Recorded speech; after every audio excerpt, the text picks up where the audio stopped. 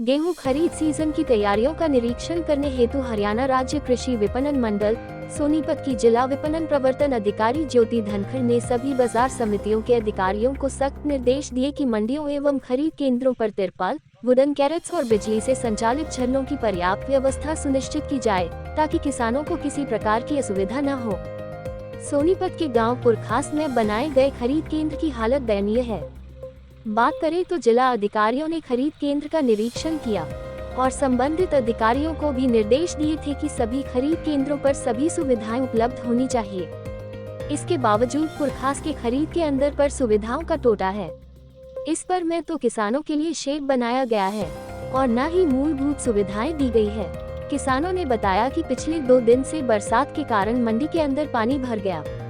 मंडी के साथ बहने वाला नाला ओवरफ्लो होकर पूरी मंडी में दूषित पानी भर गया, जिससे मंडी में पड़ा गेहूं का ढेर भी खराब हो गया। किसानों ने कहा कि मंडी में न तो 4 दीवारी की सुविधा है और न ही पानी की व्यवस्था है। लाइट की व्यवस्था न होने के कारण पूरी रात के अंधेरे में बैठे रहते हैं।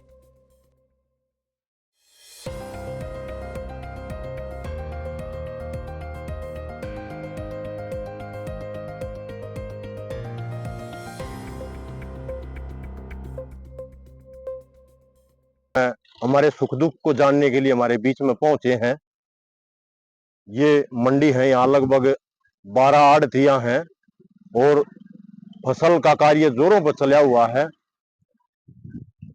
कल बेमौसम की बरसात होने के कारण यहाँ नाले की सफाई अच्छे से ना होने के कारण से पूरी मंडी में पानी भर गया, जिससे काफी आड़तियों को नुकसान होया। और ये आप देखो पास में सुबह सेफ्टी टैंक मंगाए, उससे पानी को निकलवाया है। और लाइट की भी ठीक से व्यवस्था ना होने के कारण से यहाँ रात भर परेशान रहे। और हम सरकार से निवेदन करना चाहते हैं, प्रशासन से, कि वो हमारी तरफ ध्यान दे, जिससे जल्दी से जल्दी हमारा ये गेहूं उठे और आड़तियों को कुछ राहत महसूस हो। किसान और आड़ती दोनों इस बेमौसम की फसल के कारण बहुत ज्यादा परेशान हैं और घाटे का सामना करना पड़ रहा है। पिछली बार भी सरकार ने आड़तियों की भरपाई के लिए, घाटे को पूरा करने के लिए कुछ आश्वासन दिया था, लेकिन हमारी मंडी तक तो ऐसी सुविधा भी नहीं पहुंच पाई। हम सब आड़तियों ने उस गेहूं की घटती की काफी दिक्कत सहन करनी पड़ी। और अब फिर वही मौसम आ गया है, वही समय दोबारा फिर आ गया है।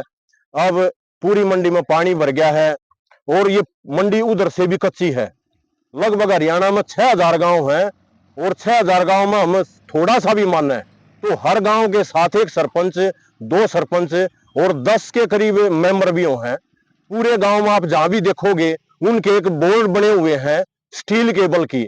लेकिन ये इतनी विशेष जगह है जो लगभग 20-20 गांव को कवर करा है, लेकिन एक शेड का भी निर्माण यहाँ सरकार की तरफ से अब तक नहीं हो पाया है। ये बड़े दुख की बात है।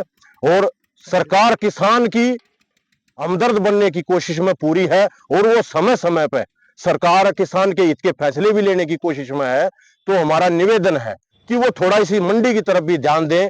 और हरियाणा में ऐसी सैकड़ों मंडियां हैं, ये एक हमारी पुरखास मंडी नहीं है।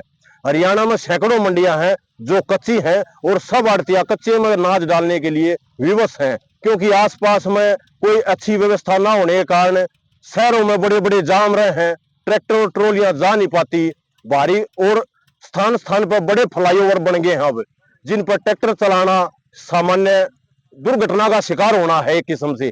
इसलिए सब किसान सोचते हैं कि जितना पास में अनाज गिर जा और हमें राहत हो तो वो कोशिश कर रहे हैं। तो इसी को हम ध्यान में रखते हुए सरकार से मेरा निवेदन है कि वो किसान का और आड़तियों को ध्यान में रख ऐसा ठीक फैसला ले जिससे हमें भी राहत महसूस हो, सब आड़ती भाइयों को भी परेशानी का सामना ना करना पड़े।